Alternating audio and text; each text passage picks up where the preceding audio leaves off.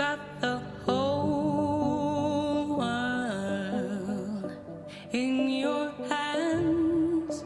You've got the whole world in your hands. You've got the whole world in your hands. You've got the whole world in your hands.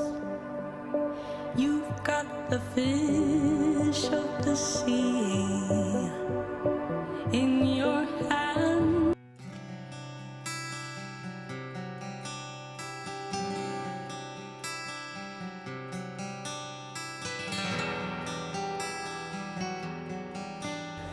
Still continuing with the theme, Unmasking the Monster, rape. Now, having viewed it from different perspectives, in the next few minutes, we will be examining the something, taming the monster. Taming the monster. You know, the monster. You will agree with me that rape is a monster. It's traumatic, it's heart-rending. In fact, it's better not imagined. And if you ask me, I would have suggested that a bill be passed that the penalty for rape should be death sentence. Because rape is synonymous to murder. But that is by the way. Don't forget that rape is an act of sexual molestation. Forcing sexual intercourse on another person. I said another person. No, without the person's consent. But mark my word, another person. Most of the time when we discuss the issue of rape, the mindset is on that girl child, the woman out there. But lo and behold, it has gone beyond that now. And we see even female raping male. You see toddlers being raped. So it cuts across. So that's why another person. You can even imagine that men have had of a case where men rape men. So what are we saying? Unfortunately, that is the trending issues now. It permeates the whole environment. And unfortunately too, when people will talk, they will say indecent dressing. Can you tell me? Yes, indecent dressing. I'm not saying indecent dressing cannot contribute to this. But then can you tell me how indecently a woman of 18-year-old will have dressed that will have warranted her being raped? Can you tell me how indecently a child, a toddler of 4 years, a baby of 3 months could have dressed that will have warranted rape? So I'm not saying that indecent dressing is not part of it, but I will say, rather say that there's a spirit behind this. But then let's keep that aside. We'll come back to that. Now, let's talk about taming the monster. Taming the monster. How do we tame the monster? I want to tell us that this issue starts from home. Meanwhile, I'll be viewing it via two perspectives, home and the society. So, talking about home, it starts from home. When a child is coming, home is the first point of call. Home is the first school, the first teacher. And we should know that, children, they are like plain slates. They are like plain board, the chalkboard. Not until you now write on them. And it's whatever is written on them that you have in future. And the way you groom the children now, that is the future adult, the result that we'll have in future. So when you're talking about rape and other issues, the first place is home. We need to start the grooming from home. Now, another issue when you're talking about home, yeah, the first thing is sex education. Sex education. You know, you might be wondering why am I starting from sex education. You know, that's part of the first lesson that a child needs to learn. Because by the time your child gets to the age of 2-3 years, where they can make choice, you can see a female child might say, oh, it's daddy that will clean my bum bum for me. It's daddy that will do this. It's daddy that will do that. You know, like that too. You have the boy child too. Might have preference for the mom. But now let's first talk about the girl child. And even, you know, permit me to say sex education is for both sex, for both gender, the male and the female. For instance, like I was saying, the girl child, when he's about 3-4 years, and he's saying it's daddy that will clean my bum bum for me, you must let the child realize, no, my dear, your dad can no longer clean your bum bum for you. At this age, it's not done. Remember, it's a clean slate. It's whatever you write there that you will find. So the child, it will think that no, daddy can no longer clean for me. As we're telling the child that daddy can no longer clean your bum bum for you, you know, at this stage, they started going to school, the preschool. You know, you tell the child, when you're going out there, nobody should touch. No, you let them realize the private part. Your breast, this is your small breast, nobody should touch it. Nobody should touch your bum bum. No uncle. You know, you make them, you're creating awareness. This is very essential. At that tender age, I could remember my daughter, you know, there was a time we went somewhere and she wanted to dress, so go inside and dress. And 5 minutes, she wasn't out. Then the aunt asked to go inside and he said, why are you not dressing? He said, Uncle so is in the room. No, she was very fine then. We all just, what does this one know? That's the kind of awareness. They might not know the in-depth. You know, you dish out this sex education according to their age, according to the level. And as you're telling the girl child, nobody should touch your bum bum, either your boy child. By the time you're baby, you say, my dear, you know, you don't allow any auntie to touch your penis. If you cannot remove or you cannot wear your pants very well, yeah, they can help to wear, but don't allow anybody to touch your penis. You can be sure, if anybody tries touching the penis, the child is bound to tell you at home. And all these things go a long way, because even at school, auntie, mommy has said nobody should touch my penis. The naughty auntie hearing that, or the naughty maid hearing that, we know there is danger. So having to play with the boy's penis that leads from one thing to the other will come up with, because we hear of so many cases of even the boy child being violated. So it's what we plant in them at home. Then again, as they grow, even our young adults at home, the way we know, the way when we say, we talk about virginity, we're quick to say, our girl child, you know, take care, you must be a virgin, you must do this. How about our boy child? Don't they have virginity to preserve? You will say when your girl child wants to go out, you will tell her, okay, you must come back in the next 30 minutes. You might even be skeptical releasing her. But here's your boy child coming in, a 15-year-old with a girl, and they went into the room and there's no portion, you don't even care about what happened. So it starts from there. You don't leave the boy child and focus majorly on the girl child. You don't throw portion in the wind. You need to be selfless. As you're protecting your girl child, you should protect girl child from other places too. Then by that, you're not allowing another thing. Okay, let me quickly say this. Talking about hope. You know, you should, whether someone comes visit you or your children go out, whether male or female, you should let them know there's a place for visitors. There's a place for visitors. You don't go inside the bedroom. The bedroom is not for hosting.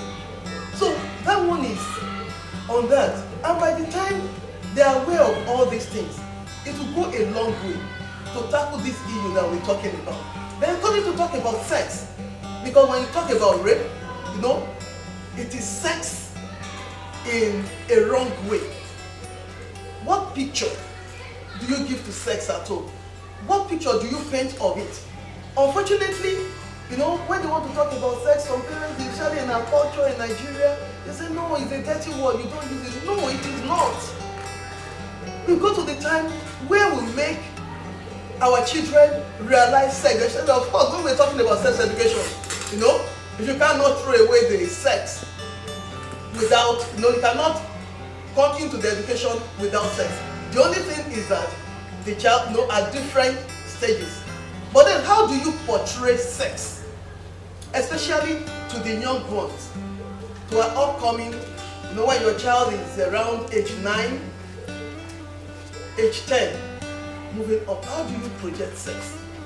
When we project sex as sacred, when you talk to them, you know, about it, that look, sex is meant for adults, it's meant for married people, then you have done justice in making them to have good mindset on sex.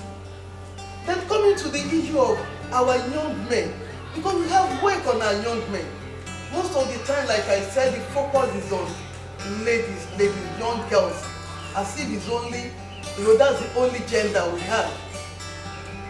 You know, we need to work on our young men. We need to let them realize, okay, as you are growing, you know, this is how it works. Their body chemistry. We see people talking about how men are moved by sight. You know, I want the disposition towards sex to be like that Proverbs 31 woman. When he addressed that, no, let me just go about it. He said, what my son? What? The son of my womb, the son of my vows. Give not thy strength unto women, nor your way to that which destroy things. It is not for king. It is not for kings only to drink wine, nor prince strong drink. This is how the issue of sex should be. You should make them realize that it is discipline. It is royalty to abstain from such things. Make them realize, yes, your body chemistry. As guys, you know, you are moved by sight, you are moved by what you see. But then the thing is that if you are so hungry, very, very hungry, extremely hungry, and the only food you can find is the one that has been poisoned, will you eat it? So if you can paint the picture of sex like that, it's not that, you know, because your body chemistry, the way it works, you are moved by sight when you see any girl or whatever. Now coming to the issue of indecent dressing, because a lady has dressed indecently, then because of that, it gives you it gives you the leverage to do what you're not supposed to do. So we need to create this awareness. We need to let our children know that it is sanity to be in control of yourself. And where do they learn this? It's from home. Then we need to be close to our children. We need to make our children create that confidence. Let them see parents as people they can confide in. So that when things are happening, they can tell you. We need to win their confidence. They must be able to talk to us, to say anything at all. Then you know this has to do with relationship, the way we groom them. For instance, there was a time my son then came from school and he was barely 5'2", and he came and said, "Mommy, what is the meaning of fork?" I said, "Fork?" I was wondering. You know, that was in the early 2000s. Things, you know, the compliance wasn't as much as this then. I said, "Fork." Then I was wondering. Then he was trying to show me, he said, the one they did like this. And I said, okay, something must be happening. You know, another parent would have shouted him down that, "Why did you see that? Keep quiet, this and that." He won't say, he won't ask another time. And if he doesn't do that, with that, you kind of brought up his curiosity. He will want to know more about it. And in an attempt to know more about it, he might fall into a wrong hand. Being as young as he was then, I just told him, "Okay, where did you see that? What happened?" He now told me children in school, this and that. Okay, he's alright. And I took time to educate him, to the extent in which he can take at his age then. I tell him, look, okay, that thing is not good. It's meant for mommies and daddies. Those people that are doing it, you should not join them. You should report them. And again, don't talk about it. No, I just spoke and he understands. But if I've shouted him down, another time, even if you saw something that can be more harmful, he will not bring it up. So parents, there are times we make our children to be our friends. Yes, it doesn't mean that we should not discipline them. But then there should be that time, that atmosphere of love, where they can talk to us, and we must be ready to listen to them. Then another thing as parents that I will need to tell our children is what I call understanding the environment, understanding the culture. Cultures differ. There are some cultures in which you can hugging is accepted. You can, smile to the opposite sex. But there are some culture when you do that, you are sending a wrong signal. And since these children, they are your children, they met you there. It's now left to you, okay, this place where we're residing, this is what obtains. Then there's this thing that I call the red flags. The red flags, the signs of danger. So you make them realize that there are some gestures that the antenna has to pick that, wow, this is the wrong one. There are some moves that insinuate unhealthy move that insinuate sex. For instance, when someone is trying to hold you somehow or whatever, even merely someone looking at you, you need to make them realize that they must know, when they need to excuse themselves, when they need to fly. And part of it is teaching our children that, be it a male child or a female child, that when you go visiting, for instance, a female go visiting your friend, I do tell girls around me that the moment you get there and person of the same sex does not come out to welcome you, then even if they say your friend is inside, ask them to call your friend for you. The moment that friend is not there, the moment you cannot see someone of the same sex, then just leave message and leave. So it has got to that, because no one can be trusted, and we need to be there for our children. We need to make them realize all these things. Then there's what I call parental flaw. Parental flaw. What do I mean by this? There is this ego in parents. I want my child to be the best. I want my child, to look so good. And even to the extent that some parents will not even mind and say, oh, my daughter is looking sexy. You want your daughter to look sexy. Sexy, my foot. Sexy for what? Are you projecting the child for sex or what? Yes, your child should dress well, should dress good, should look cute, should be beautiful. But then, not looking sexy. Even sexy is for married people. And even with the married people where it's okay, I want to look sexy, sexy for my husband. When you wear those clothes, you are not even supposed to go out with them. Because it's meant for your husband alone. Not that you're dressing sexy and all the clothes is showing and you're not going out like that. No. It should be within the compartment of your house. Not even when you have visitors around. Yes, your children can dress nice. They can dress well at home. They may want to feel free. Yes. But then you make them realize that the moment there is a knock at the door, you should cover up. Even for a girl child, when the opposite sex is around, you should let them realize there's a way you should dress. And this comes to the issue of indecent dressing. Okay, some people will say, can't people discipline themselves? Can't you discipline yourself when the child is not dressing well? Can't you keep your eyes off it? Yes, it's possible. But then, are we all the same? If I train my child, my boy child, to look away, that, like I said the other time, they give you poison when you take it, it's not meant for you. I've taught my child up with that, and he knows how to behave even when he sees someone that is indecently dressed. You have taught your own. How about that nonchalant parent who has thrown caution to the wind? So we need to guide our children.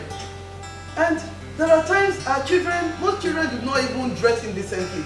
It's like the days of waist sleeve. There was a time I was talking to my daughter, I had to buy her a waist sleeve. She didn't know what waist sleeve is. And I was trying to talk to a group of girls. When I mentioned waist sleeve, it was like, what is waist sleeve? This time or when we wear tights and the rest. But lo and behold, tights do not go for every dress. There are times you need waist sleeve. When you're wearing a transparent dress and it's just your tights. You're not permitted to wear tights outside for goodness sake. So it's still the same thing. It's good we encourage our children to hold napkins. So when you're sitting down, you're not wearing a flowing gown like mine. Then you sit down majestically, like a lady, then you place your napkins. As parents too, if we're going to tame rape, when you're talking about taming, you are talking about minimizing, suppressing, and probably avoidance. Some of us, we don't mind when our children go out. No, we must not allow our children to go out late. There must be a time, probably by 6:30, every child should be home. Then you don't allow your child to travel through a lonely path. And it's even better when you have children to walk in twos. Not just, someone just he alone going. Then they should have sharp antennae. They must not relax too much. They must be sensitive to the environment. This is very essential. You have to be at alert. You have to defend yourself. So our children, we must tell them, you have to be careful. You have to be at alert. Even when you're going, your antennae must be sharp. Know what is going on around you. Then I think it's got to the time where every child needs to know a bit of martial arts for self-defense. I'm sorry, you might not agree with me. But then, just like first aid, when you're talking about ill health, the issue of rape has come to that, where they have a bit of this. That is that. Another issue I want to talk, still on home, is the unity in the home. Unity in the home. Where there is no unity, where parents do not agree, how will their children be? Will they have time for the children? And the word of God says, God wants us to raise seed that are holy, to raise godly offspring. And society has expectation of us too. Because all these people, when you say rape, you talk of social vices and the rest. These people did not just drop from heaven. They came from one home. So there's no child that just found itself there. And so parents, the honor is on parents to know how, they must be united. How they must train their children with one voice.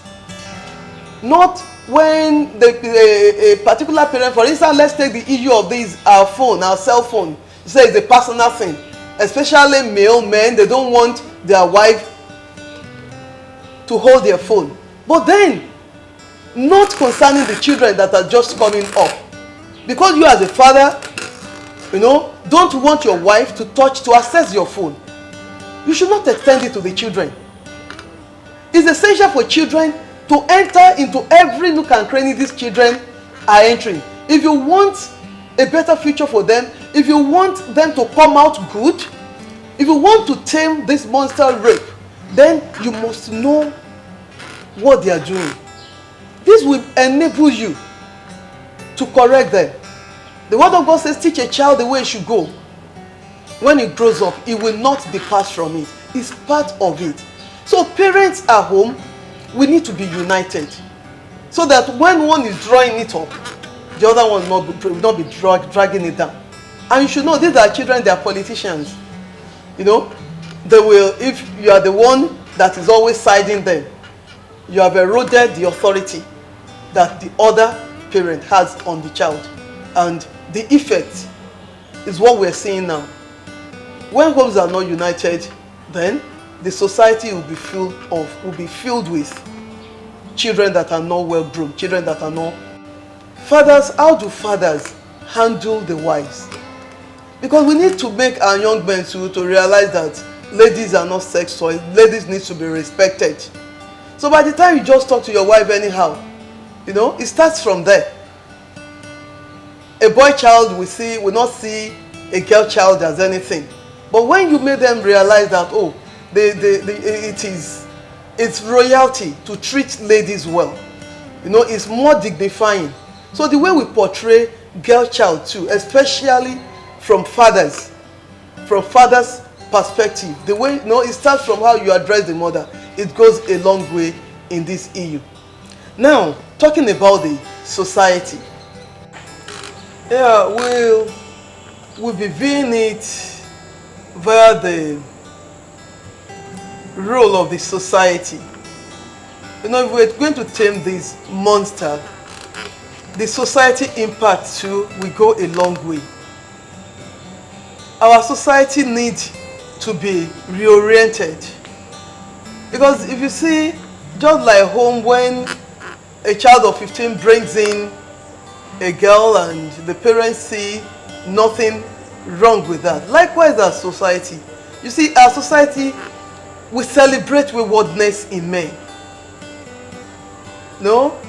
You see people talk freely about sex, especially guys when they're together, and you see, there's no sanctity in it.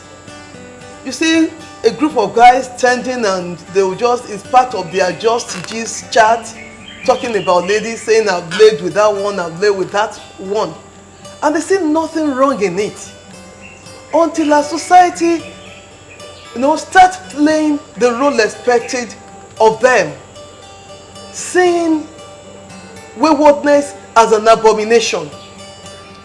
Seeing extramarital affairs as an abomination. We might be far from it. Because the society too is the way the society portrays sex. The society too should see sex as something that is sacred. They should not just, it's not a free for all. It's not a place where they see ladies as sex toys. Because when you are now talking, it's this attitude of a society that degenerates into this issue of rape. By the time it's a thing of, okay, I can lay with anybody. Unfortunately, you know, the world is going haywire, the computer age. Our female too, it's like they're just, if you can't beat them, let me join them. So you see female too now, they're coming to read, they discuss sex as anything. They don't even mind, you know, talking to themselves, they talk to themselves, they gist, that guy, I'm going for him, this and that. No wonder there was an issue recently where a young man, I think of about 23 years of age, was abducted by females. About 3 of them. They drugged him and took him to a place and they were molesting him. They raped him. You know, it has gone that far. So the society has a role to play in this issue of taming rape. The outlook towards sex must change. How about the issue of this forceful marriage? When an older man is made to marry, you know, I think this is rampant around in the northern part, where they are betrothed, those ladies of 15, 13-year-old are betrothed to a man old enough to be their grandfather, for goodness sake. And what do you call that? It is rape. So until the society starts frowning at this, then we might not be close to it. So there should be enlightenment on this issue. The society must do something, that will make them people to realize that the issue of sex is not what is not what should be handled with levity.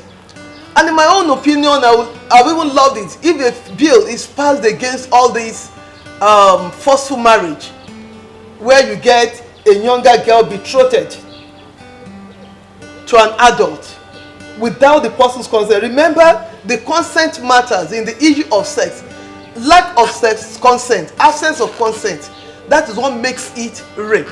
And when you're talking about this, an underage that has been forced to marry, there is no the consent is not there. Then the role of social medias. When we talk about our social media, what obtains on our social media? Our TVs, what do we see there?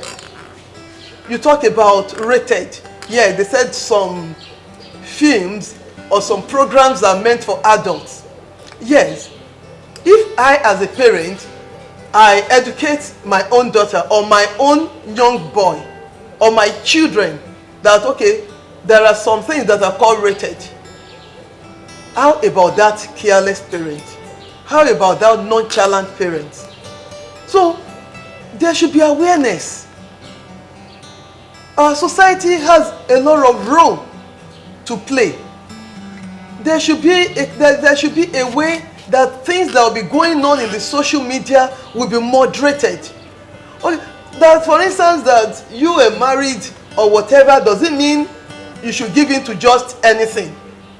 So, in this case, our society has their own role to play, and these are things that needs to be looked into. Then there should be education. There should be wide publicity, education, like you educate them at home. When they get to school, let them hear about it, about this issue called rape. Let the young adults know that there is penalty for rape. By the time they know that, okay, the punishment for this, you are hammering them, they hear it at home, they hear it in the church, they hear it in school, everywhere, that there's penalty. This is an offense. Then you know that this will serve as a checkmate. It will go a long way to help. Then, how about help desk? The society, they should create a kind of help desk where victims can run to. A place of refuge where people who are affected can run to. And again, there should be awareness about the laws guiding against rape. When people are aware that there are some laws guiding against rape, everyone knows about this, then it will serve as a check. Part of the awareness is making them realize that you can talk about it. By the time everyone knows that whoever first victim can talk about it, that is another check on its own. So this will make this issue we're talking about to be tamed. So we need to get our male child, our girl child, we need to let them know that if you are facing this kind of issue, probably it's an act that has been perpetrated or you are sensing it, then there's a place you can run to. It will go a long way to help. That is by the way. I was talking about a spirit being behind this. Apart from the aforementioned, we might want to think, for instance, the issue of an 80-year-old woman being raped, or a toddler being raped, or the issue of pedophile. Pedophile, this is unnecessary attraction, sexual attraction towards small children. There are some people, they have flair for small children. So you will know that this might be spiritual, and that is where the fear of God comes in. So, having said all those things, we cannot rule out the place of the fear of God. Be you a Christian or a Muslim, we agree that there is a God there that directs the affairs of men. We agree that there is a God there that has expectation of us. And coupled with the morals, the ethics that operate in the society, I think when the society is in for it, the fear of God, I'm talking about the fear of God, instilling the fear of God into our young men, it will go a long way to help in taming this monster. And looking at a girl child, I want to tell you that, permit me to say this, that female ladies, women have special place in the heart of God, and in the work of redemption, they occupy special position, and that is why the devil is out to destroy the girl child. But I might not really want to delve into that. But the thing is, taming it, we need the fear of God. The fear of God needs to be taught in our schools, in the society, here and there.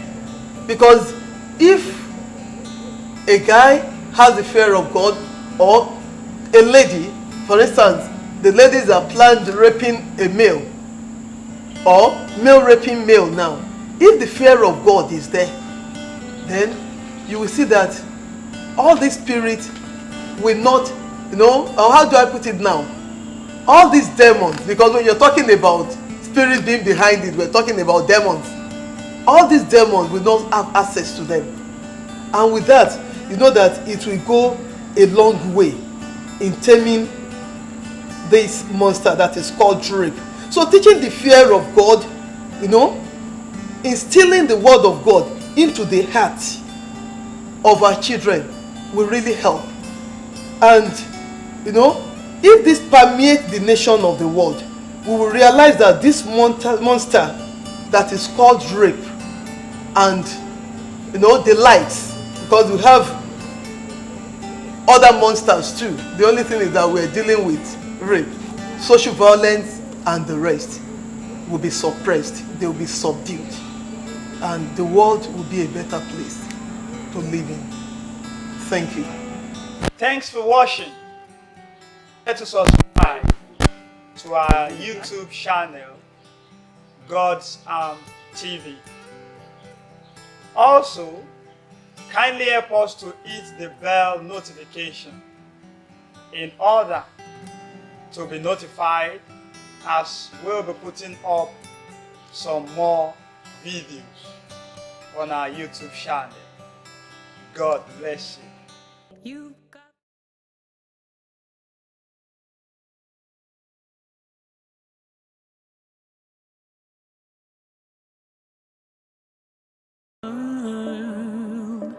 in your hands, you've got the whole world. In your hands, you've got the whole world. In your hands, you've got the fish of the sea. In your hands, you've got the birds of the air.